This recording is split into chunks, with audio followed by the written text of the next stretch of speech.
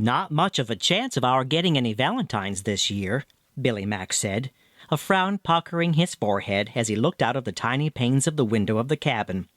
A fire burned briskly in the sheet iron stove inside.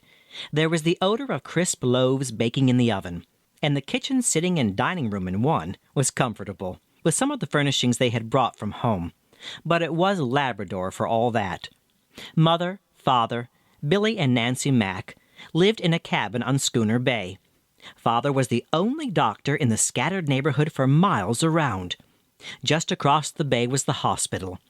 Dr. Mack crossed on the ice 2 or 3 times a week to set broken legs and treat frozen hands and ears, and cure more than one case of pneumonia.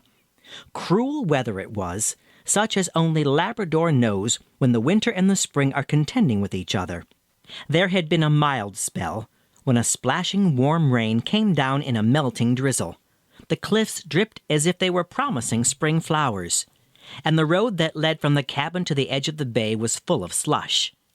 Then there had been a shift in the weather, and everything was frozen stiff again overnight. But the whole white sweep of the ice, that was as heavy as a beamed flooring for the dog sleds, was shivering underneath the currents of the bay, and trying to break away, urged by the wind blowing briskly out to sea. "The post won't be here for a week yet in this weather," Billy's mother said, turning away from the oven of bread as the boy spoke. "Perhaps when it does come, it will bring you a Valentine or 2 from the city." "Well, we've our Valentines of last year, and the year before, and the year before that," Nancy said, opening a box that she had brought into the room. "We can play that they just came, Billy, and that St. Valentine found us after all, even way up here in Labrador." "So we can," Billy cried, and the brother and sister poured out the bright contents of the box on the table. Filmy lace paper, and gilt and silver doves, bright scarlet hearts, and daintily inscribed messages of friendship, all reminded the children of the days when the postman had brought these letters of love to the door by hand, not by sleds over fields of ice. "Oh, but they're pretty, aren't they?" Nancy exclaimed. "Here's the Valentine that Grandmother sent," Billy said, opening a folded piece of paper at the top of which 2 doves were beautifully drawn in pen and ink. "She made it all herself," he said, and he read the writing aloud. "This is the day, February 14th, when we try to be kind to everyone.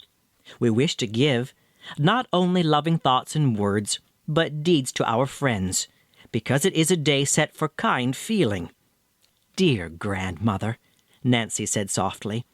Then she added, "Granny Thomas is over at the hospital at the Cove. Father said she was laid up with rheumatism. And Skipper Brisk's little lad Peter is in the hospital too, getting his lame leg straightened out."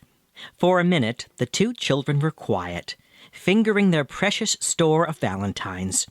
When Nancy spoke, she said exactly what was in Billy's mind. "I think Granny Thomas and Peter would each like to have a Valentine." As if he had already planned a way to cross to the hospital, whose white roof could just be seen across Schooner Bay at the Cove, Billy added, "The dog team's fine and fresh, for the dogs didn't go out yesterday, and Father won't need them until tomorrow." "Yes, we'll go," Nancy decided. When they told their mother of their plan, she was a little worried. "The wind is from the south," she said, "and you know what that means. There'll be a break-up soon." "The ice will hold together in the bay for many a day yet," their father said. "You mustn't set too much store in these early frosts. Billy's as good a driver as I am, and he and Nancy will easily be able to get over to the Cove with their Valentines, and back. I would go too, but there's too much sickness on this side of the bay for me to be able to leave today." The dogs, little wolf-like creatures, were glad to be off. They pulled the long, low sled in individual traces, and it took only a little while to harness them. In the warm comfort of the fur rugs that lined the sled, Nancy was cuddled with the box of Valentines in her lap. Billy ran along beside the dogs, urging and guiding them. He was bundled in furs, too, and both children were as warm as toast. They soon left the trail of the road, and the dogs, with long, loping strides, struck out onto the wide, white ice sheet of Schooner Bay. "I guess Skipper Brisk's little lad Peter ought to have 2 or 3 Valentines," "We've plenty to go around," Nancy said from the depths of her rugs. "Oh, Billy, isn't it wonderful out here? So far away from everything and so still," she exclaimed after a while. "I wish it wasn't so still," Billy said, as he seated himself on the sled beside her. The dogs knew the way now and were trudging steadily along, with little need of driving. "The sun's gone under, and the wind feels wet, like snow," he said, a little fearfully. The boy was right in his prophecy. The weather changed as quickly as it often does in that strange northerly place. A storm was on them. The gray sky, so shortly before a vivid blue, thickened to drab and then to black. A sudden puff of southerly wind brought the wet snow, and then the rain. Although it was barely dusk, because of the almost limitless spaces of the bay, they lost sight of the track across the cove. No man could have found his way. Only dogs could find the track through such a gale. Billy folded the robes more closely around Nancy. "Don't be afraid," he urged, trying in comforting her to still his own fright. "The team's been across 100 times this winter, and the dogs know every inch of the way." "I'm trying to be brave," Nancy replied, her voice scarcely carrying above the wind. "And the box of Valentines is all right. I have it well wrapped up here in the robes."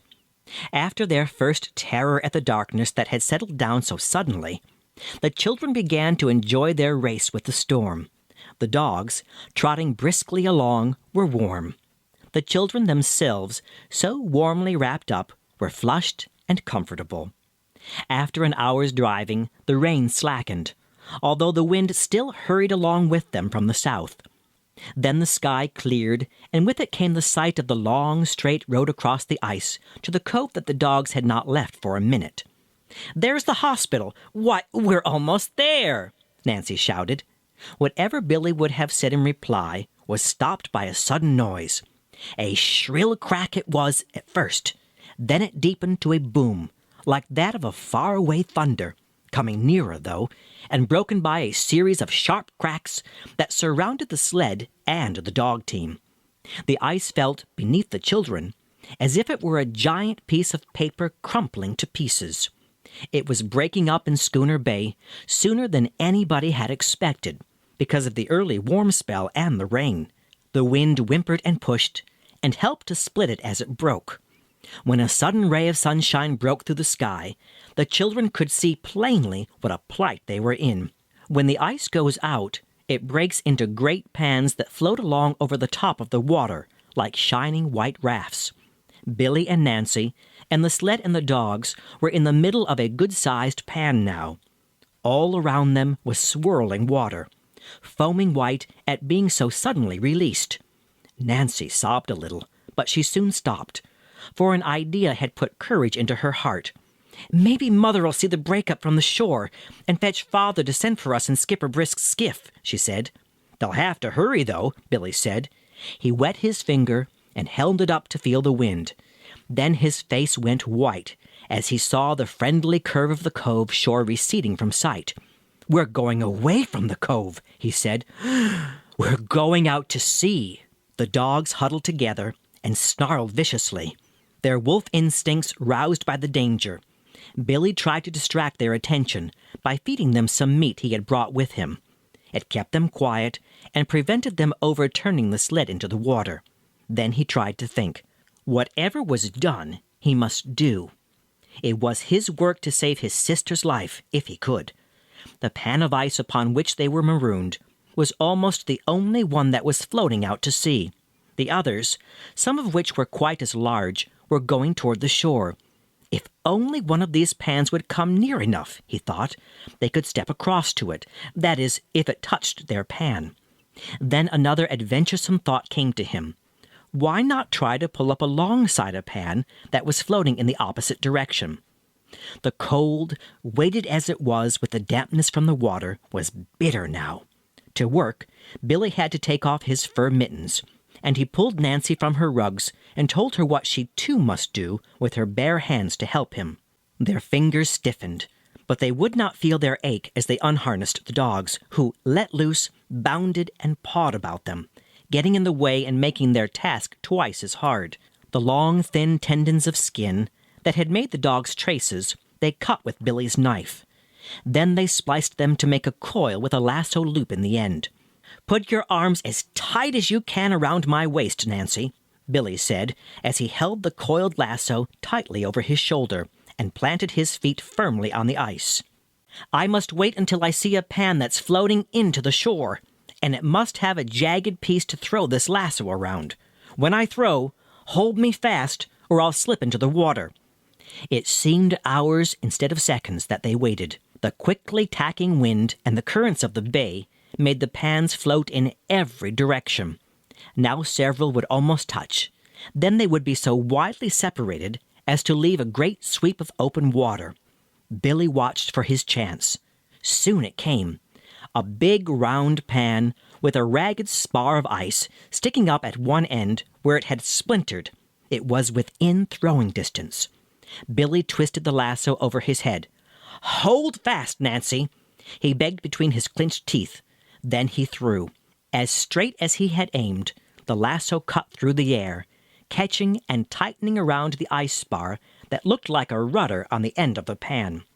His feet slipped as he pulled, but Nancy held him pluckily, and they both braced themselves, heels dug into the ice, for the long, hard pull. The lasso cut the boys' hands. At first, the force of the weight of their pan pulled the other out of its shoreward course. It seemed as if both pans would drift out to sea, but slowly the strong pulling of the skin tendon drew the other alongside. The dogs leaped over. Billy followed, and reached his hand out to help Nancy, who had gone back for the treasure box of Valentines, and was just in time to cross before the two pans drifted apart. In the center of the new pan, their sled gone, Billy and Nancy clung to each other, and the dogs whined at their feet. The pan had changed its course a little with the pulling. Would it resume its old course, they wondered? Slowly, though, it turned. Now it was drifting toward the cove, and the water was quite free of ice and settling down into a quiet blue calm. They were away from the treacherous ice field now. Suddenly, like the wings of a messenger dove in the distance, floating between the cove and them, Billy and Nancy saw the sails of Skipper Brisk's skiff bearing down to rescue them. There was never such a St. Valentine's Day at the Cove Hospital. There was the patient's loved doctor, who had come so unexpectedly in the skiff, and Billy and Nancy were there with so many valentines that everyone had 3 or 4 apiece. Skipper Brisk's little lad Peter sat up in bed and shared his supper with his daddy, who came so unexpectedly when no one supposed the skiff would be able to sail for 6 weeks or so. Granny Thomas sat up in bed too, and as she smiled down on her lap full of red hearts, she said, "Not even the breakup stopped them. St. Valentine crossed Schooner Bay."